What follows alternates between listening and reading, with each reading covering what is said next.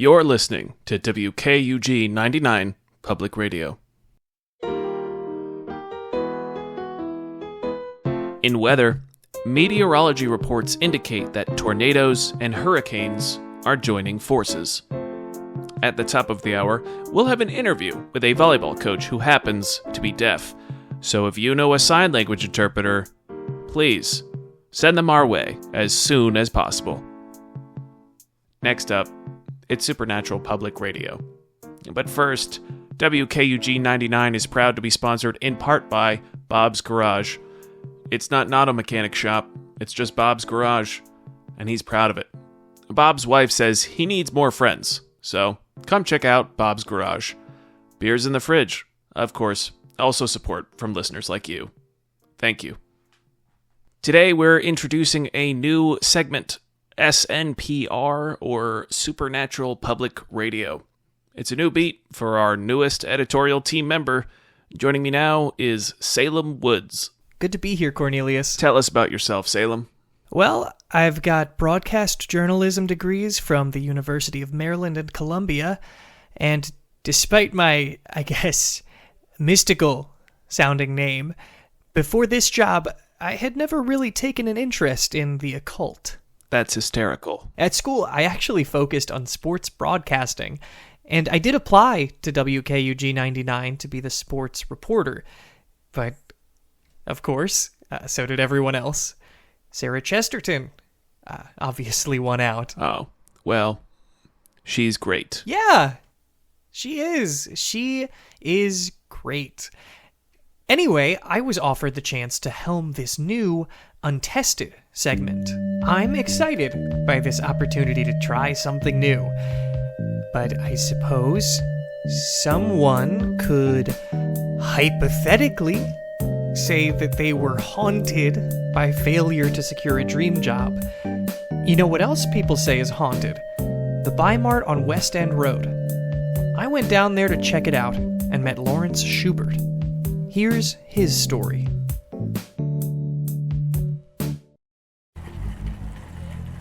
I'm at the Bi-Mart on West End Road, where I'm told there's a ghost. However, it doesn't take much hunting to find this specter. Oh my god. Someone help! Someone help, he's chasing me! Do you need me to take your cart back to the corral? Laurence? He's a great worker. We're lucky to still have him after the accident. That's Diana Kay, the assistant manager at the Bi-Mart, where Laurence Schubert has worked for 18 months. The funny thing? He's been dead for a year. So if you don't mind me asking, how did you die? I was smushed. You were smushed? I was napping in the storage room when some boxes fell on me. I'm sorry if this is a rude question, but do you really talk like a ghoul? Or did you speak like this before you died? Sorry, no. I forget I'm doing it sometimes. It takes a little bit of concentration to talk normal. Now's the part where I tell you, listeners, Laurence is terrifying. He's hard to look at. I didn't immediately know how he died, but his mangled limbs definitely line up with his account of his demise. Oh, your arm is backwards again. Oh, yeah. Good as new. Does that hurt? Sorry. Does that hurt? Does that hurt? Yeah, pain is the one thing you still feel in death. Wow. Can you go through walls? Yeah, but not if I'm carrying stuff, like, watch this. Laurence demonstrates trying to float through a wall while carrying a box. The box presses up against the wall and topples to the ground. See? Wow. Still, that's useful. To not need doors. Do you have any other powers? Yeah, actually I can, check this out. I've been advised by my producer not to explain the visions which Laurence showed me, as it could disturb some listeners. For context, It was about a week before I could sleep through the night again, and it took 10 days to work up the courage to talk to Laurence. I had so many questions about what his existence meant, but it was tough to keep him on topic. He gave me a tour of his day-to-day. So, your body is obviously smushed. Is it the case that when we die and our souls are left behind, we're left in that state?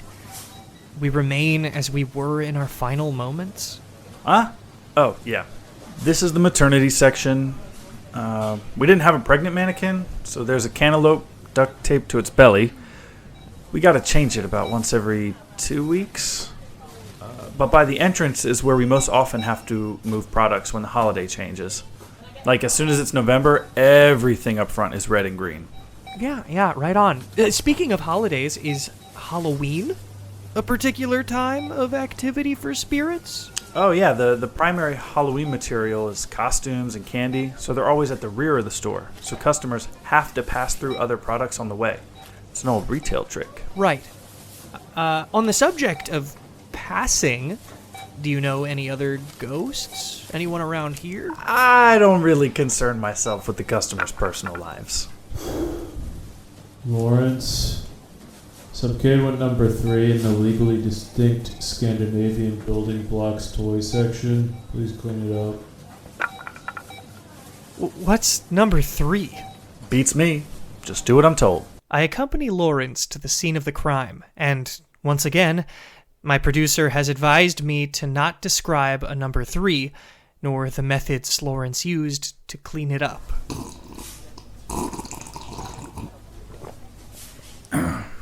All done. Is there a... Excuse me. Is there a heaven? Huh? Are you awaiting judgment? Is that why you're still here? Beats me.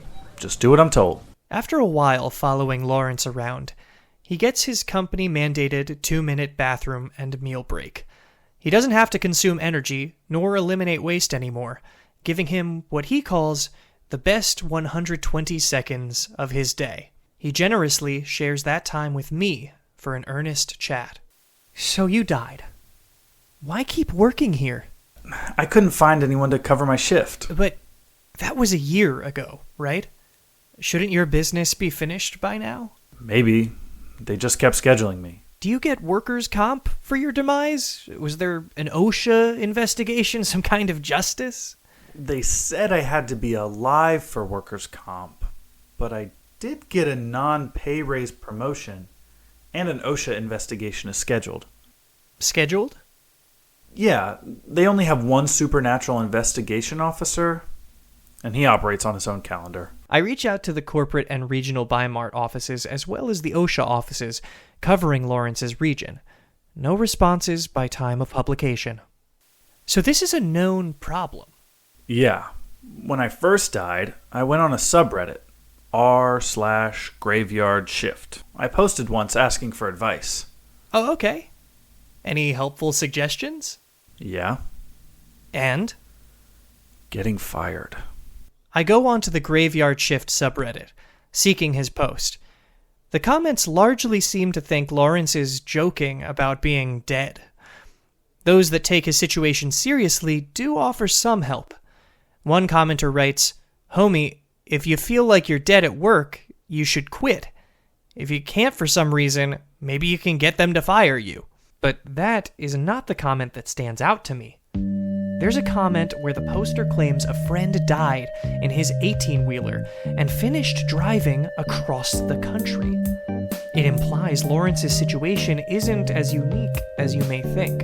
A link from the comment brings me to an unlisted subreddit for managers of undead retail, trade, transportation, and government workers. Someone with the username DianaBM posts regularly.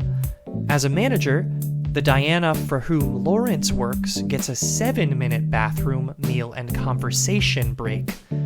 One day, I managed to get a few of her precious seconds to try to connect these dots. Look, I don't have much time. Absolutely. I'll cut right to it. Do you think you should be relying on Laurence when he's been dead for over a year? Laurence, The possum is back by the garden hoses. I think he likes working here. It gives him purpose. He bit a lady. What can you tell me about the Undead Managers subreddit? I don't know. I'm not familiar. Laurence, it's Michael again. Oscar got the possum. All good. I found these posts from managers who appear to be sharing tactics to take advantage of so-called undead workers, not letting their souls find rest. Huh. There's 2 possums, Laurence. I repeat, there's another possum. Do you mind reading it? I'm a mid-level manager at a C-level retail chain. How do I keep my best worker? He was... What's wrong? Nothing. It says he was smushed. The top comment says the best way to keep workers, dead or alive, is to ensure they lose purpose. Okay, Anderson Cooper. This is my lunch break. Why hasn't someone called animal control? Why haven't I called animal control? Do you think Laurence has lost his purpose here? It's hard to say. Can you elaborate? I mean, no one's asking me how it felt to lose a worker, to have corporate breathing down my back. It took me a long time to get this 7-minute break, and then I lose a good worker, and what? Who would want to work here? I'm doing everything I can. Laurence is a great worker. Why wouldn't I try and keep him? Not that I'm doing this stuff from this post. Do you think you and Laurence could be victims of the same circumstances? Maybe indirectly? I guess I hadn't thought about that.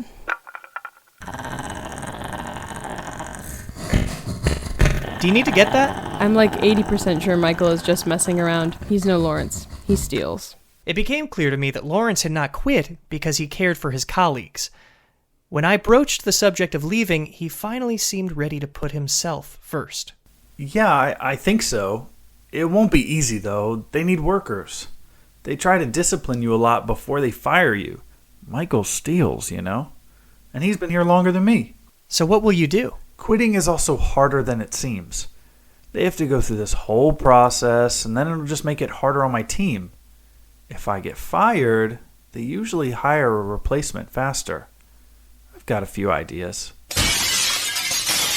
I'm breaking all the perfumes. Laurence, quit it right now. Make me.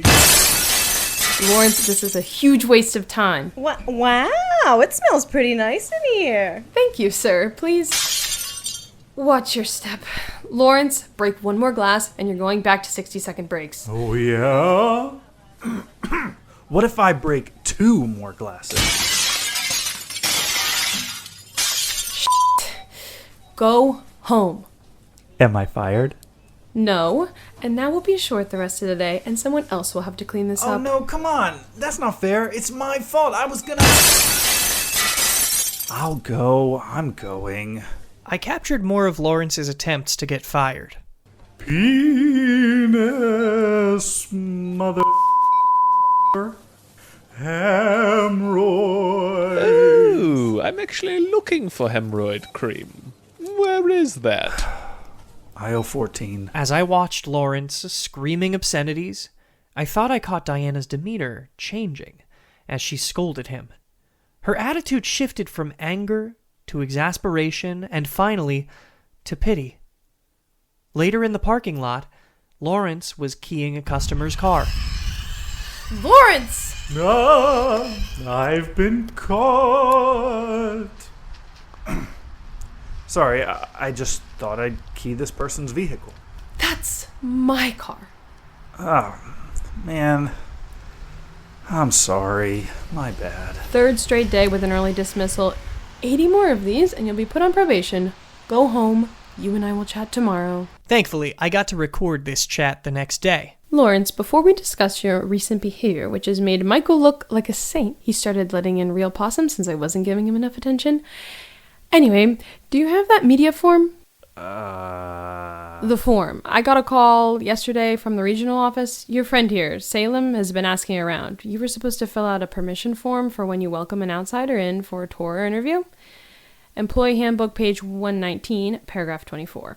Journalists or unscheduled investigations, supernatural or otherwise, should have a form signed by the manager permitting their presence on the property. I don't have that. Sorry to interrupt. I did identify myself as a reporter first. Right away. All of this has been on the record. And I think you'll find precedent sides with the publication in instances like this.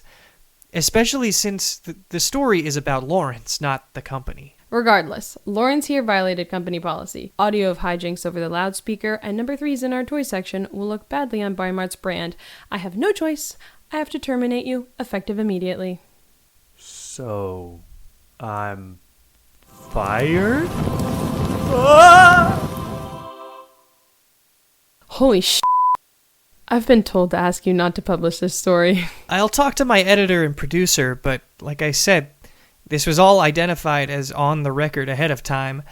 At no point... I was told to ask you. I also have to ask you to leave, and please refrain from using too much to identify the other employees here at Bimart, who may not have consented to be featured in the same way that Laurence did. I did leave.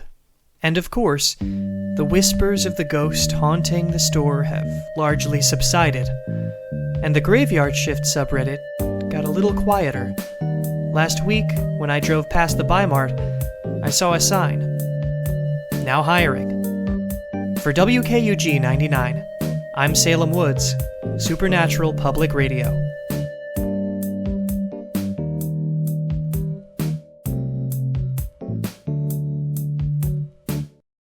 That was Salem Woods, our newest editorial member with our newest editorial segment, SNPR.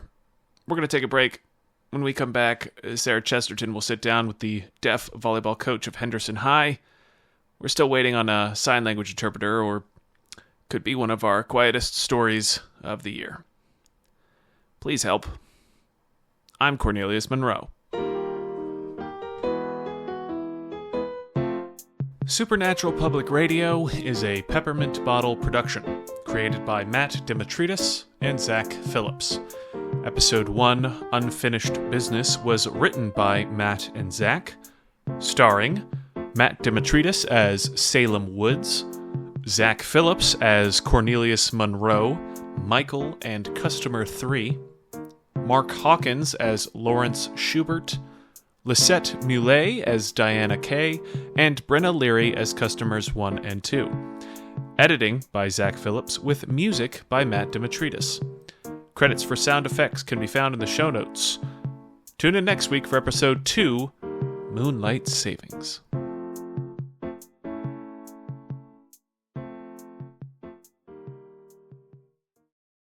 Penis, mother lovin' lover.